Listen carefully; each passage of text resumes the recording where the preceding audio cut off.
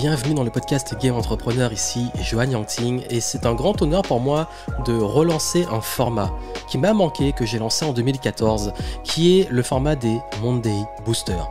Ça veut dire que chaque lundi, on démarre la semaine avec un podcast, et à l'époque, tous les lundis, je proposais un podcast pour vous booster, vous motiver, vous donner des exercices, des outils pour avancer dans la semaine. Et maintenant que j'ai fait du chemin depuis 2014, j'ai envie de relancer ce concept des podcasts du lundi, et surtout avec un format et un angle un peu différent, dans lequel vous aurez premièrement l'actualité, les choses à ne pas manquer qui se sont passées la semaine précédente et que je vais annoncer durant la semaine, parler un petit peu des coulisses, aussi donner un élément sur la semaine qui va être important. Ça peut être un conseil pour la semaine, ça peut être un focus, ça peut être une pépite ou autre, et finir par un petit outil ou un hack que vous pouvez utiliser durant la semaine. Donc c'est vraiment un format que j'ai envie de rendre beaucoup plus personnel. Le but, c'est pas juste de vous faire un podcast de motivation ou un podcast juste l'histoire d'en faire un comme ça. C'est vraiment d'avoir un ton beaucoup plus des coulisses, de ce qui se passe, de ce qui va arriver, de résumer un petit peu aussi les contenus que vous avez peut-être pu manquer, et ça me fait plaisir. J'ai envie de le faire à la cool et que ça puisse vous aider à avancer, à progresser dans vos projets et à pouvoir level up, parce que c'est l'esprit de Game Entrepreneur, passer les différents niveaux, avancer et surtout kiffer le game. Et cette semaine, je vais parler d'un sujet ultra important parce que j'ai fait un post qui était ultra spontané sur Instagram, et j'ai partagé sur les autres réseaux sociaux, sur la surpositivité toxique et pourquoi vous devez accepter le négatif, pourquoi vous devez faire avec le négatif.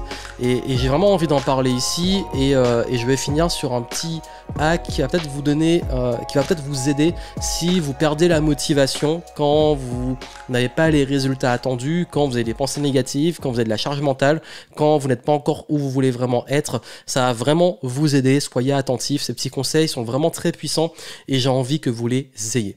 Juste avant, comme je l'ai promis, voici l'actualité.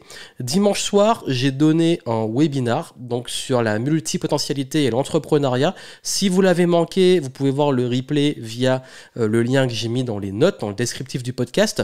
Ainsi, si vous n'avez pas pu être là, vous pourrez profiter des conseils. J'ai réouvert les portes de l'Académie Game Entrepreneur pour ceux qui sont intéressés, pour avoir plein de pépites, un accompagnement sur le business. Donc vraiment, allez voir le replay. Si vous voulez être accompagné sur le business et être vraiment une équipe qui vous aide à avancer, vous avez les infos dans les notes. Également, vous allez avoir des interviews le mercredi ou le jeudi qui arrivent. Interviews dans lesquelles j'ai fait intervenir des personnes qui ont vraiment des beau parcours dans le podcast, donc vous allez pouvoir le découvrir. Je vous laisse la surprise. Donc c'est le retour des interviews, on va voir comment ça se passe. J'espère que le format va vraiment vous plaire. Et dimanche sur ma chaîne YouTube, il y a une vidéo exclusive qui va sortir. Et cette vidéo va être sous le format de vlog, donc je vous emmène avec moi durant 4 semaines dans les coulisses de la préparation de ma conférence que j'ai donnée en Martinique. Donc vous allez avoir vraiment les coulisses, comment je prépare une conférence, comment je la structure. Je vous emmène dans le voyage, vous allez voyager avec moi. Bref, vraiment le format vlog qui m'a un peu manqué et que j'ai plaisir à vous proposer. Que c'est vrai qu'avec le contexte, c'est plus dur de voyager, mais là vraiment vous allez avoir les coulisses de comment je gère le business, les conférences, tout ça. Je vais même montrer mon écran, comment j'ai structuré la conférence. Ça va vraiment, je pense, vous plaire. Voilà un peu pour l'actualité. Vous avez les infos en descriptif, mais retenez que des interviews arrivent. Si vous avez manqué dans les webinaires, vous avez le replay. Et bien entendu, vous avez dimanche prochain, si vous écoutez à temps ce podcast, ma vidéo, mon vlog des coulisses de la préparation de conférences et de la gestion de mon business. Donc, le gros sujet aujourd'hui, pourquoi il est temps d'arrêter ce que j'appelle la surpositivité toxique. Comment on peut dire être positif, c'est toxique? La positivité toxique, c'est quoi? C'est ce côté où sur Internet, en ce moment, il y a ce truc, il faut toujours des good vibes, il faut toujours que tout soit positif, il ne faut pas de colère, il ne faut pas de tristesse, il ne faut pas d'énervement, il ne faut pas de coup de gueule. Ce truc où il faut que tout soit lisse, soit un peu bisounours. Et pour moi, il y a une limite à ça, parce que c'est vrai qu'on montre beaucoup que tout le monde réussit, tout le monde gagne de l'argent, tout le monde est heureux, ça y est, dès que quelqu'un lance un business, il y a ce côté où on va toujours montrer qu'on réussit en business, on vous montre que tout le monde est riche, tout le monde est heureux, tout le monde est en bonne santé, et je trouve ça malsain dans le sens où on montre pas l'autre partie. Et d'un autre côté, c'est normal. En même temps, même moi, je vais pas vous montrer les moments où ça va pas, les moments où je suis peut-être en colère ou en doute. Il y a pas longtemps, j'ai eu un gros problème qui m'a vraiment mis en colère contre Facebook. Et voilà, ça fait partie des aléas du business. Est-ce que c'est vraiment intéressant de vous transmettre ces vibes-là? Je suis pas sûr. Je vais vous dire une chose. Si aujourd'hui vous culpabilisez parce que vous rencontrez des galères, des doutes, des moments où vous demandez justement, je sais pas quelle décision prendre, et que vous êtes en train de vous poser beaucoup de questions parce que vous voyez des gens pour qui ça a l'air de tout rouler, tout va bien, ils réussissent, etc. Je vais vous dire une chose. Tout le monde galère par moment. Tout le monde doute. Tout le monde fait des erreurs. Tout le monde, par moment, est un peu perdu et se pose des questions existentielles sur quoi faire de sa vie.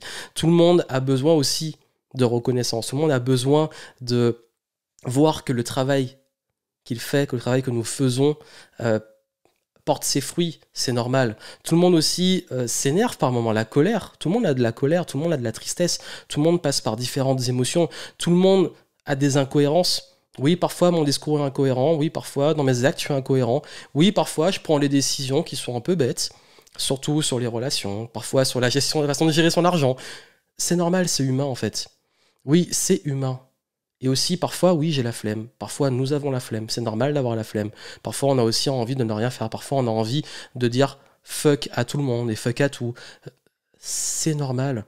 On peut pas nier le négatif. Le négatif, il est là. La seule chose, c'est qu'on peut décider si on en souffre et pendant combien de temps on en souffre. C'est-à-dire que c'est ok. On a tous ces phases-là. La question, c'est qu'est-ce qu'on décide? Est-ce qu'on décide de rester dedans, d'en souffrir, et souvent la souffrance fait de rester dans ces énergies négatives, ou est-ce qu'on accepte qu'elles existent, mais on décide d'en faire quelque chose? Parce que oui, quand vous doutez, quand vous avez la flemme, quand vous commencez à ne plus vous sentir à votre place, quand vous commencez à vous demander quoi faire de votre vie, quand vous prenez des mauvaises décisions et qu'avec le recul vous dites pourquoi j'ai été aussi bête, quand vous vous plantez, quand vous vous énervez, quand vous êtes triste, qu'est-ce qui se passe? Vous apprenez sur vous. Vous vous remettez en question, vous prenez du recul. Ce processus, il est pas lisse. Ce processus permet justement d'évoluer. L'évolution, la progression, elle se fait pas sans douleur. Et ces choses négatives qu'on veut effacer ou qu'on veut nier, elles sont là justement pour nous rappeler qu'on est en train d'évoluer et qu'on est en train de progresser. Arrêtez d'écouter ces gens qui vous disent que si par moment vous mettez en colère ou que par moment vous avez la flemme ou que par moment vous doutez de vous, vous êtes juste nul. Non, vous êtes juste humain. Tout le monde vit ça. Et maintenant, aujourd'hui, qu'est-ce que vous en faites?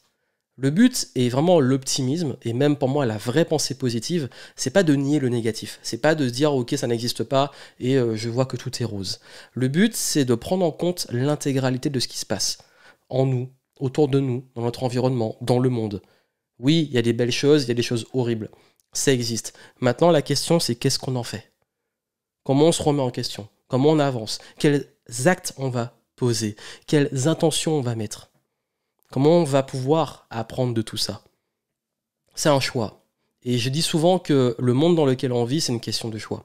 Vous choisissez dans quel monde vous voulez vivre. Soit vous subissez, ou vous dites ok, tout va mal et je me plains tout le temps. Soit vous décidez que vous prenez vos responsabilités sur ce que vous contrôlez pour en faire quelque chose. Et pour moi, la surpositivité toxique, c'est vraiment quand on est tout le temps en train de forcer que la pensée positive, que tout va bien, que tout est positif, que vous essayez de s'auto-persuader qu'on est génial et que tout va bien, c'est pas viable. C'est vraiment d'ailleurs renier une partie de nous et même vouloir mettre les problèmes sous le tapis et tôt ou tard ça finit par ressurgir. Au contraire, accueillir le négatif, comprendre pourquoi il est là et décider d'en faire quelque chose. Et c'est comme des signaux d'alerte pour nous dire bon ok, là, il est temps de se remettre en question, là, il est temps de faire quelque chose, de changer s'il le faut. Et ça, c'est important de le prendre en compte. Et si vous vous dites aujourd'hui que vous n'êtes pas bon, que vous êtes nul parce que, contrairement aux autres, vous avez tendance à avoir l'impression que pour eux, tout va bien et que pour vous, ça va pas, n'oubliez pas que, surtout sur les réseaux sociaux, on montre forcément le positif. Et j'ai envie de dire, c'est presque normal. On n'a pas forcément envie de se montrer sur le mauvais jour. J'ai choisi, moi notamment à travers les formats des Game Entrepreneur Story ou certains formats, de vous montrer aussi les vraies galères de l'entrepreneuriat. Mais généralement, je ne montre pas quand je vis la galère. Je le montre après, quand j'ai pris du recul et qu'il y a une leçon à en tirer. Et parce que oui, les galères aussi, j'en ai, les doutes, les peurs, les échecs, les mauvaises décisions, ça fait partie du processus et c'est normal. C'est pas que vous êtes nul, c'est que vous êtes en train de progresser. Et ça, retenez-le vraiment, c'est ultra important. Et il y a ce qu'on montre et il y a la réalité. Et ne comparez pas votre arrière-boutique à la vitrine des autres. Voilà ce que je voulais vous dire, et surtout, comme je vous l'ai dit, le négatif, il est là, c'est le yin et le yang, ça fait partie de la même pièce, et maintenant, on évolue avec, et le conseil que je voulais vous donner pour la semaine est lié à ça. Ce conseil, c'est que je sais que très souvent, on est démotivé ou déçu qu'on n'a pas le résultat qu'on veut vraiment dans sa vie. Donc, par exemple, vous avez mis des efforts, vous avez fait des choses et vous n'avez pas le résultat attendu et vous vous sentez nul, ou alors vous vous démotivez parce que vous voyez que vos efforts ne paient pas. Je vous dis, en business, c'est très fréquent, surtout quand on démarre. Et même encore aujourd'hui, ça m'arrive de travailler à mort sur des projets, de me planter, d'être déçu parce que je suis en train de tester les choses. Voici ce qui fait la différence. En fait, je pense qu'il est important de différencier votre personne de ce que vous faites, et donc de vos résultats. Et c'est une petite gymnastique mentale. Dès que vous faites quelque chose et que ça n'apporte pas ses fruits ou que le résultat est décevant, n'attribuez pas ça à vous, attribuez à ce que vous avez fait.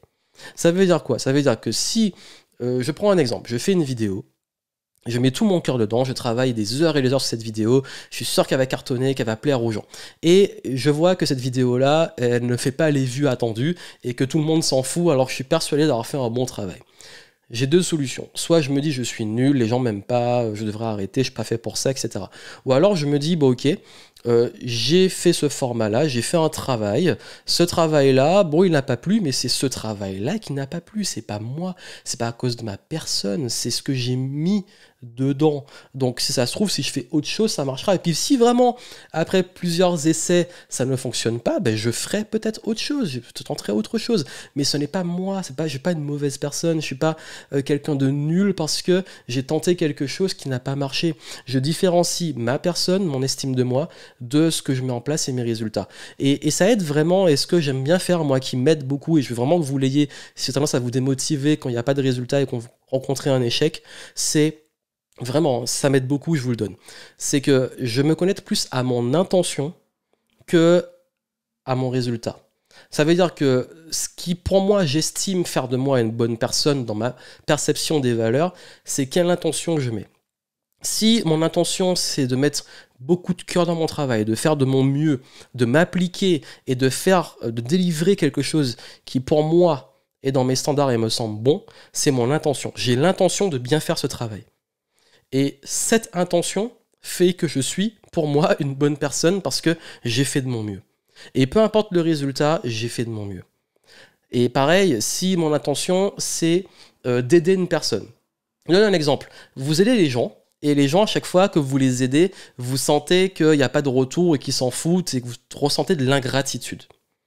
Et vous dites, mais je donne beaucoup, à chaque fois je me sacrifie pour les autres, et eux, ils s'en foutent. Encore une fois, vous avez deux solutions. Soit vous continuez comme ça et à chaque fois vous finissez par être dégoûté à devenir ultra égoïste et vous dire de toute façon les gens s'en foutent, les gens sont mauvais, ils sont ingrats et généralisés. Ou alors vous vous dites bon ok, je m'en fous en fait du résultat et du retour parce que mon intention c'est d'être généreux et d'aider les autres. C'est mon intention et pour moi, dans mon estime de moi, pour être une bonne personne et ce qui fait aussi ma personnalité c'est d'aider les autres parce que c'est ça qui me fait du bien. En fait, vous commencez à vous détacher du résultat. Vous n'attribuez pas des systèmes de valeurs aux résultats que vous ne contrôlez pas. Vous ne pouvez pas contrôler la réaction des autres, pas contrôler ce qui va se passer quand vous faites une action ou quand vous interagissez avec une personne. Vous contrôlez juste votre intention. Donc, basez beaucoup plus votre motivation, votre estime de vous, votre confiance en vous sur votre intention. Soyez au clair dans quelle intention vous faites les choses. Avec mes clients, j'y reviens toujours. Je leur dis toujours, ok, bon, tu fais ça, pourquoi tu le fais? C'est quoi ton intention au fond? Dans quelle énergie tu le fais? Parce que si l'intention, c'est juste d'avoir de la reconnaissance au fond de toi, c'est sûr que si tu veux, ton intention est basée sur la reconnaissance, ta déception sera basée sur est-ce que tu auras ou pas la reconnaissance. Donc tu places ton intention dans quelque chose que tu ne contrôles pas. Donc placez une intention sur ce que vous contrôlez. Et ce que je contrôle, c'est justement de faire de mon mieux, d'apprendre, de tester les choses, de développer mes compétences, d'y mettre du cœur, d'y mettre de l'amour, d'y mettre vraiment une intention, mais basée sur en fait, mon intention va être vraiment ce que je contrôle moi, et va être liée à moi. Je ne donne pas mon intention à l'extérieur. Et vraiment, ça fait une grosse différence. Donc ce conseil-là, je veux que vous l'appliquiez dans cette semaine, que vous trouviez toujours dans ce que vous faites une intention qui est au fond de vous, que vous contrôlez, et que vous lâchez prise sur les résultats. Et voyez ce qui se passe. Je sais qu'au début, c'est un petit peu dur à comprendre, mais sur le long terme, et c'est pas toujours évident, hein, je suis conscient de ça, mais sur le long terme, ça aide beaucoup à arrêter d'être difficile avec soi-même et surtout à détruire son estime à chaque fois qu'on n'a pas des résultats qu'on veut, parce que si on est honnête, et je parlais d'honnêteté surtout sur la surpositivité toxique, dans l'entrepreneuriat, il y a des galères, il y a des échecs, il y a des doutes, il y a des pensées négatives, il y a des barrières, il y a des haters, des ennemis qui vont mettre la tête dans les roues. Bref, il y a toutes ces choses qui font que n'oubliez pas pourquoi vous faites les choses, votre intention, parce que c'est ça qui va vous garder motivé et qui va vous permettre de continuer quoi qu'il arrive. C'était le message, j'espère que ces conseils vous auront aidé pour commencer la semaine. Comme je vous ai dit, ce format, tous les lundis, on va se retrouver en podcast, donc suivez le podcast. Si ça vous aide, partagez-le sur YouTube, iTunes, faites en sorte de diffuser le message. Et puis moi, je vous souhaite plein de succès et je vous dis à très bientôt.